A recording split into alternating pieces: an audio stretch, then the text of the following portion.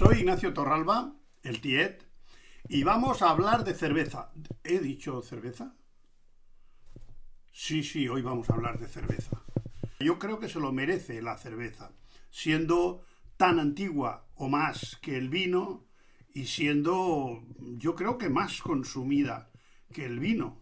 Se producen anualmente unos 160.000 millones de litros. Es una cifra de estas mareantes que no sabes bien qué dimensión tiene, pero bueno, es mucha cerveza. Los animales y el ser humano, por consiguiente, tienen entre sus necesidades básicas la nutrición y la hidratación. La nutrición es ingerir productos que le den energía para poder moverse, para poder funcionar. Pero tienes un cierto margen porque si, como es mi caso, se tienen algunas reservas, se pueden aguantar incluso varias semanas sin deteriorarse mucho. De todas maneras, la reposición de agua es una emergencia tan importante que el ser humano aguanta entre 3 y 5 días sin tener problemas serios. Pero al cabo de 4 o 5 días, realmente el cuerpo humano deja de poder hacer sus funciones vitales si no se le suministra agua de alguna manera. Los alimentos tienen una pequeña cantidad de agua, todos tienen algo de agua. Pero para suplir las necesidades diarias, que son aproximadamente de 1 litro de agua diaria, un litro o más, tiene que hidratarse. Se puede hacer de varias maneras. El agua de los vegetales y de las frutas, beber agua, o bien beber bebidas fermentadas o destiladas. De toda esta variedad, a lo largo de la historia, ¿cuál diríais que ha sido la más peligrosa? Sí, el agua. El agua contaminada ha matado a más personas que todas las guerras juntas. En la época en que la gente, por las penurias económicas, empezaron a marchar del campo a buscarse la vida en los pueblos y en las ciudades, es cuando empezó el problema, porque claro, viviendo en el campo, los manantiales de agua y los ríos o los riachuelos están más o menos potables, pero el agua en las ciudades y en los pueblos era un auténtico desastre biológicamente hablando. O sea que ahí empezó el agua a hacer de las suyas. Pero bien, la gente se refugiaba en beber vino, beber cerveza, y con eso sabía que más o menos iba tirando. La cerveza en la antigüedad no era la cerveza de ahora, limpia, brillante, espumosa, tal, no. Era una cosa, más bien una especie de sopa de cereales que tenía un poco de ebullición de CO2, etc. Es más, incluso los primitivos cerveceros averiguaron de alguna manera que en una ánfora, en un depósito con la boca estrecha, se podía mantener la cerveza durante más tiempo, porque la pequeña cantidad de CO2, de anhídrido carbónico, que la cerveza va soltando, formaba una capa que la aislaba del oxígeno y la cerveza no se picaba, no se estropeaba. Pero bien, eso formaba parte de las argucias del pequeño fabricante de cerveza, porque inicialmente la cerveza era un producto que se elaboraba como una tarea doméstica. Cuando había algo de grano, lo maceraban, lo trituraban, y le añadían agua y hacían una cerveza, porque seguramente la primera cerveza y el primer vino nacieron por una fermentación espontánea. Eso es casi seguro. Se dice que fue en la zona de Sumeria, en el creciente fértil. En la antigüedad, por ejemplo, incluso en la época de Egipto, que hay la mala información de representar a los constructores de las pirámides como esclavos a los que manejaban con látigos, y eso no es cierto porque no existía la esclavitud en Egipto en ese tiempo. Eran trabajadores asalariados que era un puesto que tenía mucha demanda porque era ser como un funcionario, y una parte del sueldo que les pagaban era una cantidad de cerveza diaria. O sea que ya tenían esa cerveza como el pan nuestro de cada día, por decirlo de alguna manera, porque le proporcionaba agua y al mismo tiempo una parte de nutrición. En algunos países sudamericanos como Perú, Ecuador, etcétera, se hace desde muchísimo tiempo, de la época precolombina, una cerveza de maíz que llaman chicha. En síntesis, la cerveza es un producto que se consigue con 4 elementos muy sencillos: la cebada u otro cereal, el lúpulo, la levadura y el agua. De la calidad de estos elementos depende también la calidad del producto final. El cereal hay que humedecerlo, hay que mojarlo durante un tiempo hasta que empieza a hacer como una germinación. Cuando empieza a germinar el grano, eso se seca, se tuesta más o menos según el color que se le quiera dar también a la cerveza. Y entonces las enzimas convierten el almidón en glucosa. O sea, esto es el proceso que se llama malteado. Esa glucosa con adición de agua, con el agua correspondiente, se llama el mosto de la cerveza. Ese mosto se cuece con las flores del lúpulo, que por cierto es la flor femenina del lúpulo la que suelta esos aceites que tienen el sabor amargo y dan esas características a la cerveza. Eso se cuece durante un tiempo, y cuando acaba la cocción, la cerveza ya tiene el sabor amargo, pero aún no está fermentada. Entonces hay que esperar que se enfríe, se le añade la levadura, fermenta, y entonces ya tenemos la cerveza. La cerveza hay diferentes tipos por diferentes clasificaciones que se pueden hacer, desde luego. Por ejemplo, por el color, pues puede ser cerveza rubia, puede ser un ámbar, puede ser roja o puede ser incluso negra. Por el grano con el que se hace, puede ser de cebada, de trigo, de maíz, de centeno, incluso de arroz, porque el mal llamado vino de arroz, el sake, técnicamente es una cerveza. O sea, para ser vino tiene que ser hecho con uva, y como el sake está hecho con arroz, pues técnicamente es una cerveza, tenga o no tenga gas, o tenga las características de la cerveza tal como lo entendemos.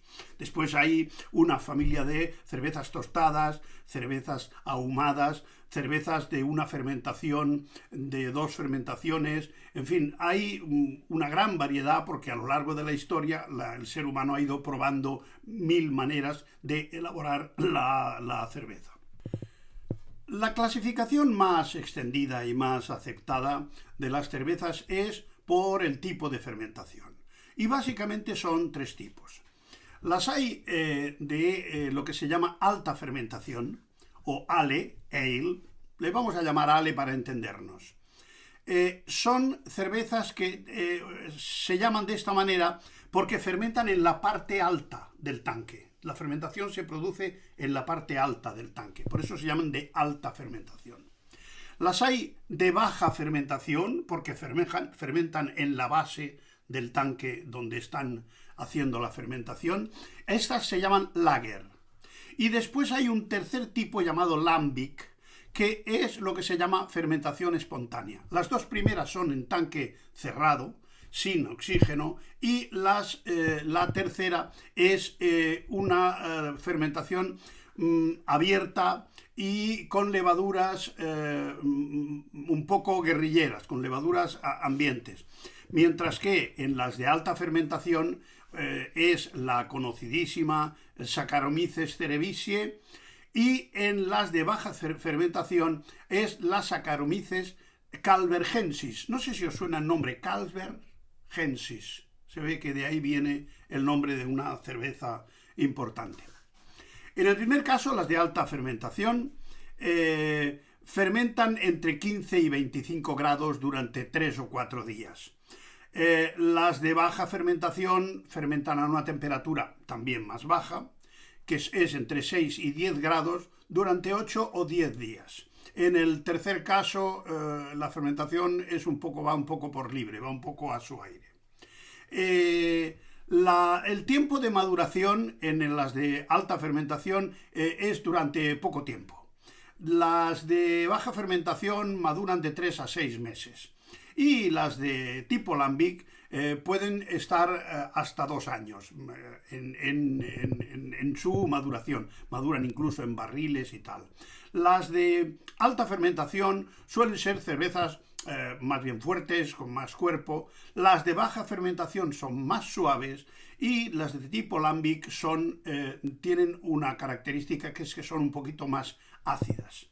Las de alta fermentación tienen una nota dulce, afrutada.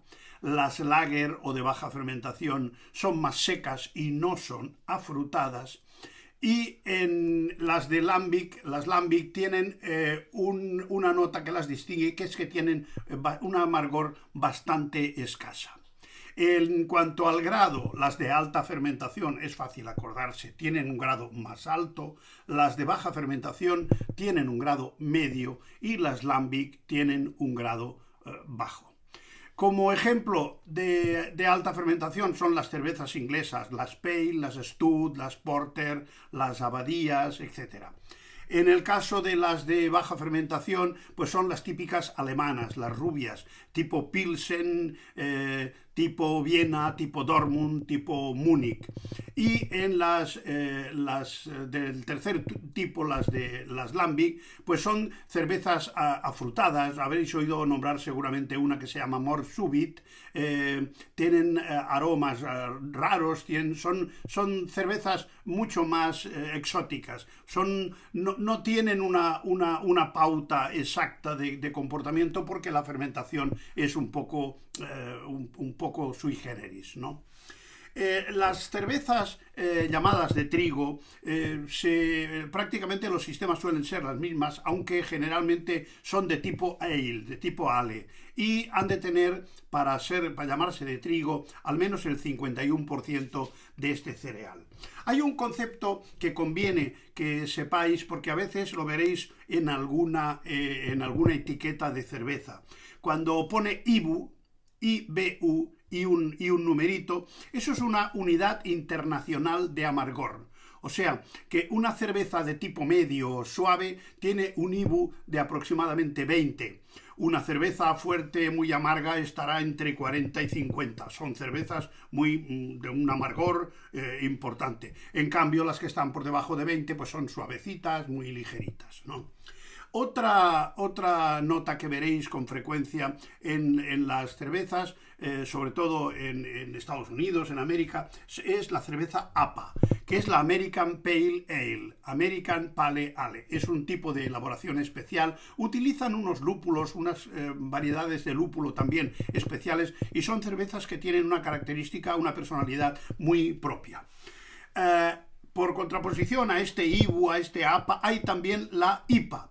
La IPA fue una cerveza que se hizo como alternativa a la famosa cerveza inglesa Porter, que era una cerveza rústica, potente, y que tenía el nombre precisamente porque la tomaban los porteadores, los transportistas, los que llevaban los productos de un sitio a otro, era su cerveza. Por eso le dieron el nombre de porter o transportista, porteador.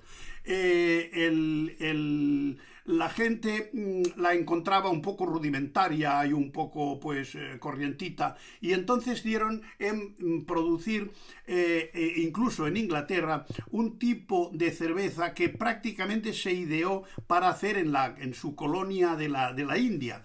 Es la llamada Indian Pale Ale, porque la consideraban más sofisticada, una cerveza más suave, un poco más elegante, con algún toque más de distinción que la otra, que era un poco más proletaria, por decir de manera sencilla.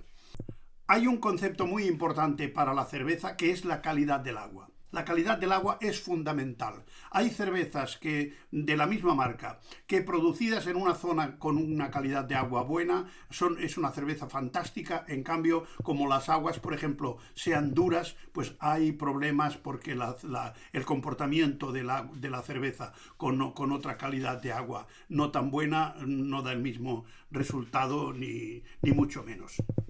También oiréis hablar de lo que se llaman las cervezas híbridas. Las cervezas híbridas son estas cervezas a las que se les añaden sabores. Por ejemplo, hay algunas que les añaden tipo tequila, que en realidad no es tequila lo que le añaden, es un saborizante que da el sabor del tequila, una que se llama Desperados. Hay algunas que les añaden sidra, y recientemente he visto una cerveza que por lo visto lleva también una pequeña adición de Chardonnay. O sea que no deja de ser, pues eso, una mezcla que puede tener sus adeptos, pero bueno, no deja de ser eso, un pequeño cóctel. Otra cuestión también importante es la famosa moda del vaso o la copa congelada. Es una costumbre de un cierto riesgo, lo digo desde el punto de vista organoléptico, porque hoy en día hay los medios suficientes para servir la cerveza a la temperatura que queramos. No hay necesidad de que la copa esté congelada, porque si ponemos la copa en un congelador donde tengamos productos que tienen sabores u olores, durante la congelación se adherirán a esa copa olores que luego nos van a venir a parar a la cerveza. Por lo tanto, es bonito, parece como un detalle de cortesía que te den la copa helada, pero si no es que a uno le gusta mucho y le gusta muy fría, casi es preferible que la cerveza venga a su temperatura, pero con una copa natural. Eso sí, la copa es muy importante que sea fina. Una copa gruesa da al traste tanto con el vino como con la cerveza, porque las características del producto pierden toda su finura y toda la elegancia bebidas en un vaso de tipo grueso, de tipo rústico. La cerveza pale, la pale, hay que servirla más fría que las otras, entre 2 y 4 grados. En cambio, la ale no hay que servirla tan fría. Normalmente entre 5 y 6 grados es como encuentra mejor su capacidad de expresión. Cuando nos sirven una cerveza de barril, normalmente habréis visto que hay el barril de la cerveza y luego hay una botella metálica donde está el anhídrido carbónico, el gas que le llaman. La cerveza tiene su propio gas, la cerveza tiene sus propias burbujas, por eso después hablaremos del carbonatado de la cerveza. Pero no sería fácil sacar la cerveza del barril, pasarla por el serpentín del refrigerador y llevarla a nuestra copa si no fuese por la presencia de este anhídrido carbónico, que en realidad no es el que da el gas a la cerveza. Esto es un gas simplemente de empuje. Es un gas de empuje que le da a la cerveza la fuerza para salir del barril. También se usa en algunos sitios y en algunas cervezas se usa el nitrógeno. En realidad, también lo que se consigue, además de empujar la cerveza para que salga, es conseguir que no se oxide. O sea, lo que entra en el tanque cuando sale la cerveza no es aire, que oxidaría y picaría la cerveza, sino que entra este gas, ya sea nitrógeno o sea CO2, que en realidad evita el picado de la cerveza o que se estropee. Ya en el año 1516, un gobernante de Alemania dictó una ley que se llamó Ley de la Pureza Alemana, que decía cuáles eran los componentes que debía de tener la cerveza.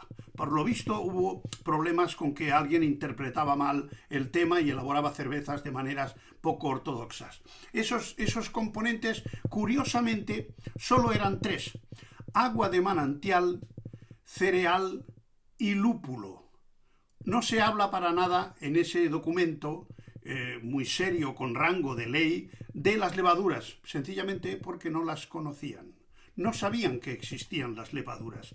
Y aún así, el lúpulo también es un componente de la cerveza relativamente nuevo.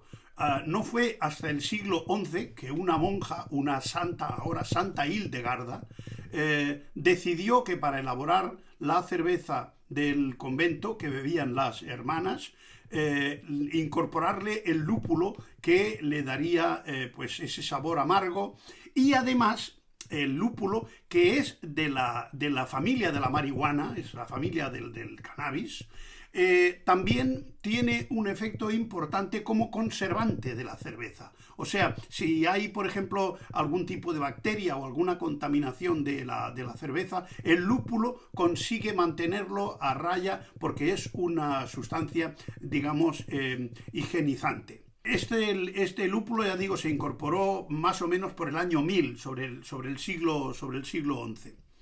La cerveza tiene esos periodos que hemos comentado de fermentación, que son entre 3 y 7 días. Después hay el periodo de maduración, que dura también entre otros 3 y 7 días. Y luego hay algunas cervezas que tienen un periodo llamado de añejamiento, que puede ser hasta 90 días, incluso en algunas cervezas bastante más.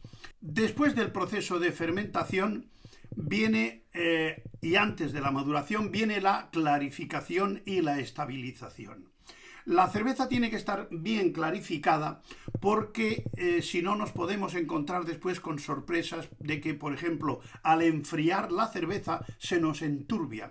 Eso es porque las proteínas de la cerveza se aglutinan y entonces forman unos pequeños coágulos de proteína en la cerveza que nos la enturbian. Por eso es muy importante que se haga una clarificación y estabilización, porque en este proceso de clarificación y estabilización se eliminan una serie de polifenoles, se coagulan las proteínas y se floculan las levaduras. Y entonces ya podemos tener esa cerveza brillante y limpia y transparente que nos gusta contemplar en nuestro vaso de cristal.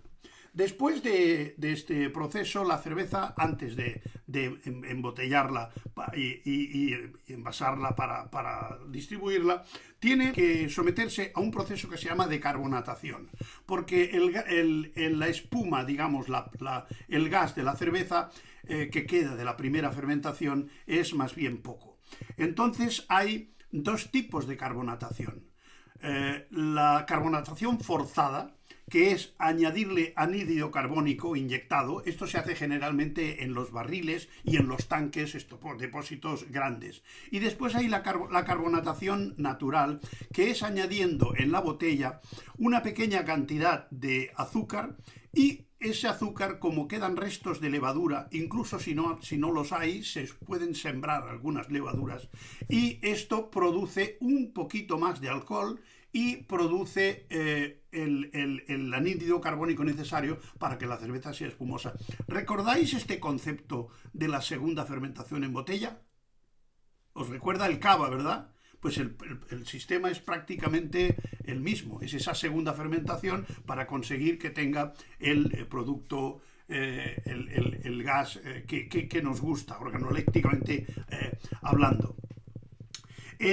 Prácticamente en el siglo XII se empieza a producir la cerveza desde un punto de vista comercial. O sea, deja de ser una producción de tipo artesanal, doméstica, para empezar a producirse de manera industrial.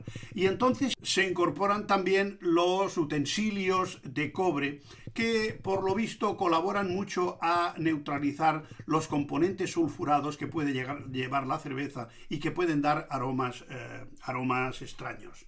En Dublín, en el siglo XVIII, un tal Arthur Guinness fue un auténtico revolucionario en el tema de la cerveza. Hizo una cerveza generalmente oscura en las que, se quedó con todo el mundo porque a todo el mundo le gustaba. Era una cerveza que se hizo muy famosa y sigue siendo muy famosa. Hasta tal punto adquirió importancia que se cuenta que en una gran fiesta que dio en la fábrica de cerveza, en uno de los depósitos, en el interior de uno de los depósitos de cerveza, hizo una cena para 200 comensales. O sea, imaginaros el tamaño que tenía que tener el depósito.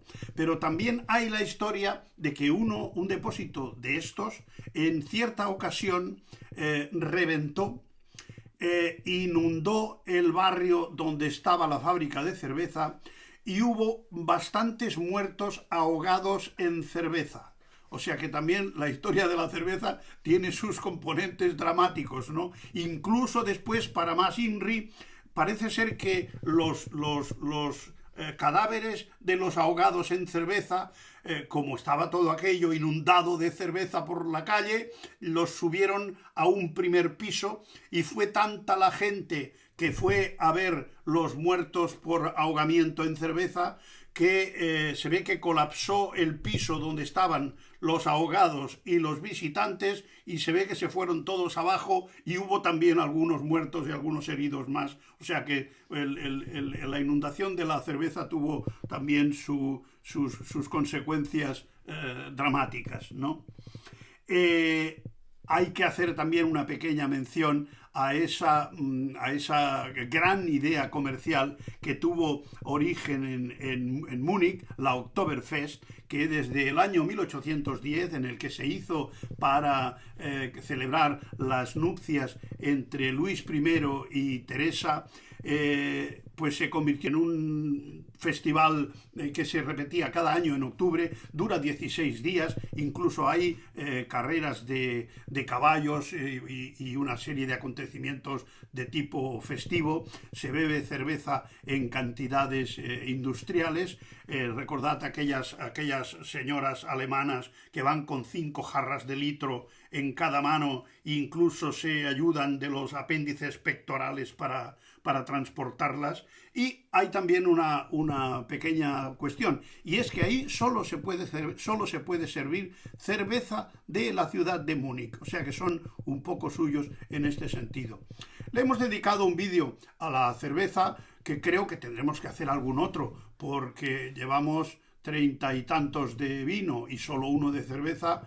Alguna cosa creo que habrá quedado clara, o sea que seguid viendo los vídeos, compartidlos, y os pido un favor especial: ponedme algún comentario sobre los vídeos, porque los elogios gustan a todo el mundo, pero con las críticas se aprende. Gracias por hacerme comentarios y seguiremos entendiendo de vinos.